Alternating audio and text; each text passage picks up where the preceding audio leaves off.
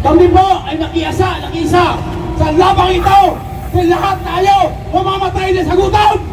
Tama! Tama! Sa hirap na ng biyahe, sa mahal na nagasilang diesel, pinamayan tayo natin presidente! Tama ba yan? Tama! Alawag na namin! Sabi presidente, na sana bigyan mo ng pansin itong hanay ng transportasyon dahil kami ang naghahatid sa mga ating pasahero sa kanilang mga trabaho. Pag tumigil kami ng biyahe, paano na ang ating ekonomiya? Patay na, wala nang papasok sa trabaho dahil wala na silang masasakyan. Hindi tayo titigil. Lalaban na laban tayo, BBM! Kampanan mo ang trabaho mo! Kampanan mo ang trabaho mo! Unang araw pa lang o pangalawang araw pa lang ang bigas sa Milules. Tumaas na ang diesel at gasolina. Bakit hindi hinayaan mong tumaas yan? Dapat ikaw ang magpigil dyan dahil ikaw yung materiya sa lahat. Tama! Kaya talaga dapat eh. Tama ba mga kasama? Tama yun! Binigyan na siya. Dapat may kamay na bakal ka! At sasabihin mo sa mga ulikan na kumpanya ng Mahes, huwag muna kayo magtaas within 30 days. Bakit? I-stop nyo ba yan ang inyong pinibinta ngayon? Tama ba ko nasama? Tama! Department of Energy, Sharon Karen! Sino ang nagupo dyan sa piso? At sinasabi mo, wala bang krisis? Anak ng kakaulit. Wala bang krisis yan?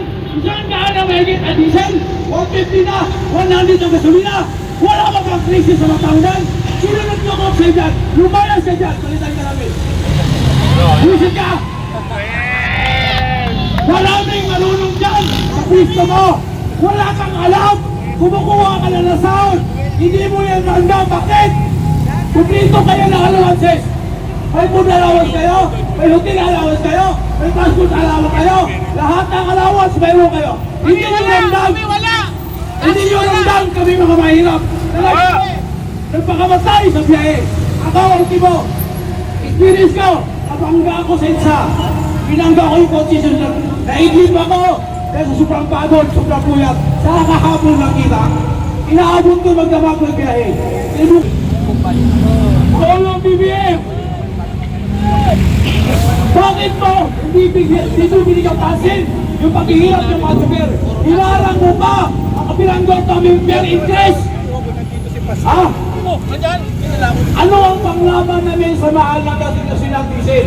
Kung hindi mo kami bigyan ng fare increase, mamamatay na ang halin ng transportasyon. Lahat tayo, from MC taxi, regular taxi, jeepney driver, bus driver, UB Express driver, trucker, lahat ay mamamatay sa gutom dahil sa mahal ng bigyan sa gasolina.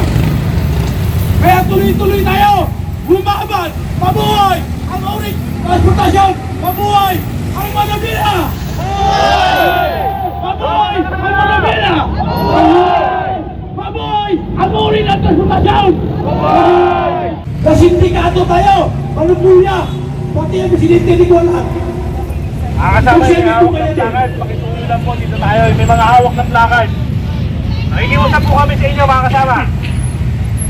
Kaya, tuloy-tuloy ito ang pag-iwas natin.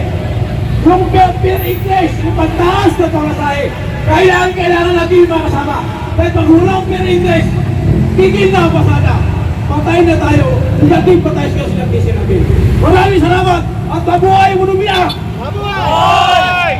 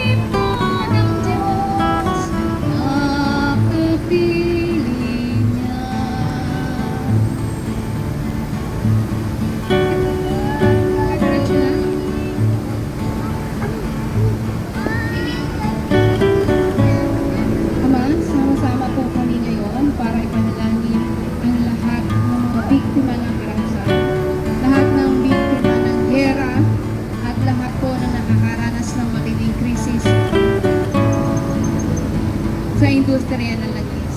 Kaya kami po ay sumasama sa inyo na sana po ay tulungan niyo po ang mga nilalagay na at tulungan niyo po kami na maibsan ang lahat ng hirap na aming nararanasan. O kaya kami po ay nagsusumamo na kami inyong kawaan.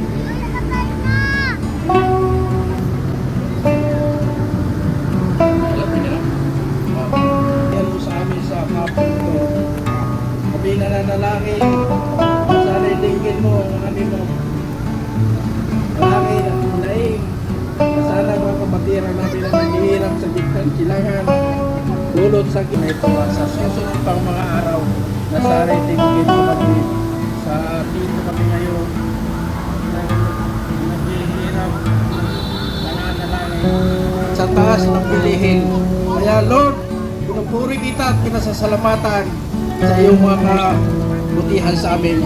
Bigyan mo pa kami ng mga kalakasan na sana'y dinggin mo kami sa aming mga layunin, lalo na ang mga kapatiran namin na narating pa bukas. Sana'y bigyan mo sila ng lakas, na sana'y makarating sila na ligtas at malusog ang kanilang mga katawan. Isang taas kabong saludo mula sa lahat ng kabataang progresibo at lumalaban. Nang dahil sa inyo kami ay nakakapasok sa eskwelahan, nang dahil sa inyo kami ay nakakauwi, sa hanay namin maraming mga anak ng rider at anak ng tsuper na nakakaraos ng kolehiyo at nakakapag-aral dahil sa katulad ninyo kumikilos sa araw-araw. Pero tignan natin ang response ng ating gobyerno. Sabi daw ni Secretary Claire Castro na hindi tumutulog ang welgang ito habang mataas ang presyo ng petrolyo. Pero mga kasama, tanong dyan, kailan ba natulungan ng maayos ng gobyerno ang mga jeepney driver? Wala! Sabi ni Secretary Karin na dahil daw sa tweet sa post ni Donald Trump, kayang magtaas ng presyo ng petrolyo. Pero ang tanong ko mga kasama, kailan ba nagbaba ng presyo ng petrolyo para umonte ang kita ng mga katulad ni Ramonang? Wala! Wala, di ba? Wala! Higit sa lahat, ano ang sagot ng gobyerno na to sa krisis na kinakaharap natin? Walang Pinibigyan magagawa. ba ng ayuda? Pinababa ba ang presyo? Wala, di ba? Ang sabi ni Secretary Remulla, kung nakahubad ka sa labas, arestuin ka namin. Di ba? Ganito yung prioridad ng gobyerno na to. Puro mga inutil at puro mga hangal ang nakaupo sa pwesto. Ilang beses nang naghuelga ang mga transport driver. Ilang beses nang sumama ang mga kabataan, ang mga manggagawa, ang mga maralita sa laban ng mga transport worker. Panahon pa ng PUV modernization, ayaw na ayaw, allergic ang gobyerno na pakinggan ang hinaing ng taong bayan. Dahil ang katotohanan po nito mga kasama, at the end of the day, ang gusto lang nila ay kumita. Pagkitaan ang ating pagsusumikap sa araw-araw. Pagkitaan ang ating pagkahirap. Pagkitaan ang taas presyo ng petrolyo habang pare-pareho tayong nilulugi. Mga kasama, nakikita ko ang nangyayari sa mga driver at mga tsuper. Minsan na nga, hindi kami humihingi ng sukli kapag kami ay nagbabayad ng jeep o ng motor. Dahil ang katotohanan po, ang katotohanan ng ating laban ay hindi dapat tayong magkahati-hati sa kung sino ang pinoboto, sa kung sino ang susuportahan. Iisa ang laban natin, iisa ang ating interes. Huwag tayong magpadala sa politiko ng mga elitista dahil alam nating wala tayong ganansya doon. Buuin natin ang politika ng mga tsuper, ng mga manggagawa, ng kabataan, ng lumalaban para sa ating kinabukasan. At para po sa mga nakaupo sa gobyerno, nakakailang beses na kayo, ilang buwan na yung inurakot, yung pinsaw lang bahala, ang hinaing ng taong bayan. Mas nauna nyo pang arestuhin yung kabataan, yung mga nagpo-protesta, kesa ang mga kurakot na nakaupo sa pwesto. Walang kwentang gobyerno kayo. Umalis na kayo dyan sa pwesto.